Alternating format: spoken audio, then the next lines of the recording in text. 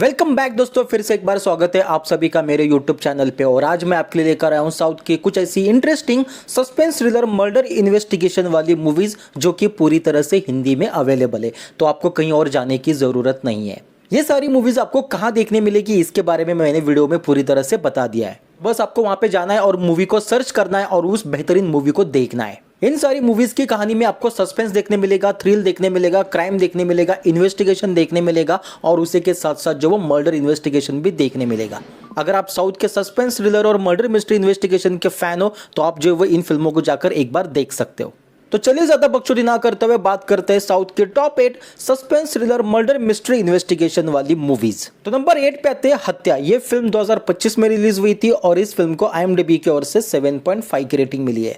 तो फिल्म की कहानी के अंदर जो वो तमिलनाडु के एक बड़े पॉलिटिशियंस जिसका नाम होता है दयानंद, उसका जो वो उसके घर के ही बाथरूम में मर्डर हो जाता है। अब ऐसे में कातिल ने जो वो किसी भी तरह का सुराग जो वो पीछे नहीं छोड़ा होता है।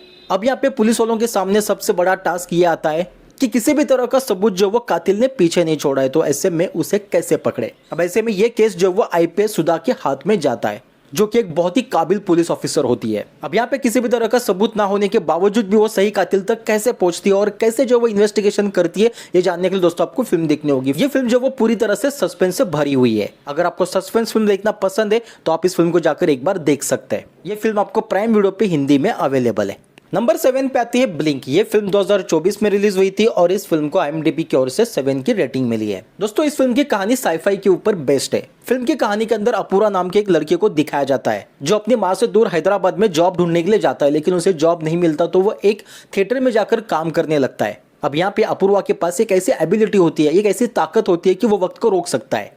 अब वो जब थिएटर में काम कर रहा होता है तभी उसकी मुलाकात एक मिस्ट्रेस ओल्ड मैन से होती है जो उससे कहता है कि तुम्हारा बाप जो अभी तक जिंदा है। अब ये शौक हो जाता है कि बचपन से जो वो उसने सुना था कि उसके बाप का देहांत हो चुका है, लेकिन अब ये मिस्ट्रेस ओल्ड मैन कहता है कि उसका बाप जिंदा है। तो एक्चुअल में पूरी क्या कहानी है और इसके पास ये एबिलिटी कहां से आई है, ये जानने के लिए दोस्तों आपको ये फिल्म देखनी होगी। ये फिल्म आपको प्राइम वीडियो और यूट्यूब दोनों पे अवेलेबल है, आप वहां पे जाके इस फिल्म को देख सकते हो।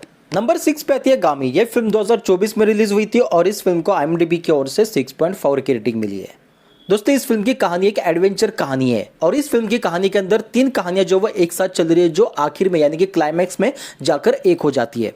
लेकिन अगर मेन कहानी की बात करें तो फिल्म के अंदर शंकर नाम के एक आदमी को दिखाया जाता है जिससे एक बहुत ही अजीबोगरीब बीमारी होती है।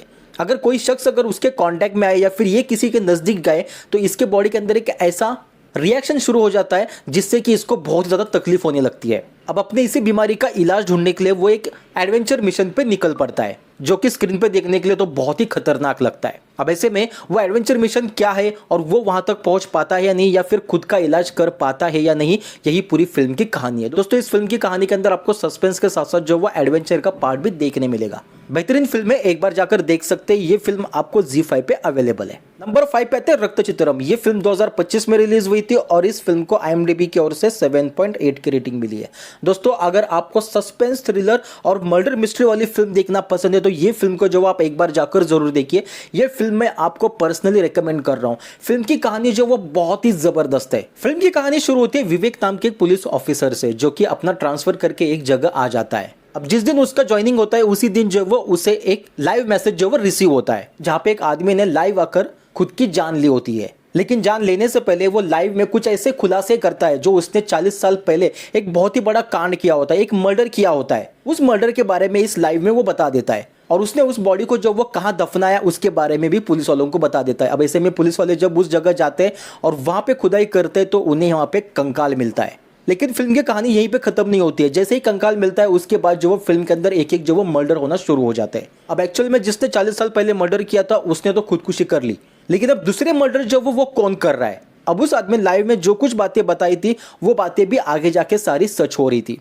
तो वैसे में उस आदमी का बाकी मर्डरों से क्या कनेक्शन है और उसने 40 साल पहले जो वो किसे मारा था और क्यों मारा था, क्या है इन सब का रीजन, ये जानने के लिए दोस्तों आपको ये फिल्म देखनी होगी। फिल्म की कहानी जो वो पूरी तरह से जो वो सस्पेंस और इन्वेस्टिगेशन के ऊपर आधारित है। फिल्म के अंदर एक मर्डर हो जाता है और पुलिस वाले किस तरीके से उसका इन्वेस्टिगेशन करके सही कातिल तक पहुंचते, यही पूरी फिल्म की कहानी है। दोस्तों अगर आपको suspense murder mystery investigation film देखना पसंद है तो आप इस फिल्म को जो वो एक बार जाकर देखिए। बहुत ही बेहतरीन फिल्म है, मैं खुद आपको पर्सनली रेकमेंड कर रहा हूं। ये फिल्म जो वो आपको सोनी लिव पे मिल जाएगी, हिंदी में अवेलेबल है। नंबर 4 पे आते हैं ऑफिसर ऑन ड्यूटी। ये फिल्म 2025 में रिलीज हुई थी और इस फिल्म को IMDb की ओर से 7.5 की रेटिंग मिली है। तो फिल्म की कहानी एक पुलिस ऑफिसर की जिसका सस्पेंड हुआ था। अब सस्पेंड होने के बाद वो जिस दिन ज्वाइनिंग करता है उसी दिन पुलिस स्टेशन में एक केस आता है जहां पे एक चोर ने गोल्ड की चेन जो वो चोरी की होती है। अब ऐसे में ये पुलिस ऑफिसर जो वो उसका इन्वेस्टिगेशन शुरू करता है, लेकिन जैसे जैसे इन्वेस्टिगेशन आगे बढ़ता है उसके सामने जो वो बहुत ही बड़ी बड़ी सस्पेंस वाली चीजें सामने आ जाती है। यहाँ पे सिर्फ ये केस जो वो किसी एक छोटी सी चेन का नहीं होता है, बल्कि इसके पीछे एक बहुत ही बड़ा क्राइम छिपा होता है और उसी क्राइम के तहत जो वो फिल्म के अंदर एक एक करके मर्डर होने लगता है। अब ऐसे में ये पुलिस ऑफिसर जो वो उसका कैसे इन्वेस्टिगेशन करता है और कैसे आखिर तक पहुंचता है, यही पूरी फिल्म की कहानी है। फिल्म के अंदर आपको सस्पेंस भी मिलेगा, लेकिन उससे ज्यादा जो वो यहाँ पे इन्वेस्टिगेशन दिखाया गया है कि पुलिस वाला जो वो किस तरीके से इन्वेस्टिगेशन करके एक छोटे से चोरी के केस से बहुत ही बड़ा क्राइम का जो वो पर्दाफाश करता है। तो क्या है पूरी कहानी जानने के लिए दोस्तों आपको ये फिल्म देखनी होगी। ये फिल्म भी दोस्तों आपको नेटफ्लिक्स पे हिंदी में अवेलेबल है।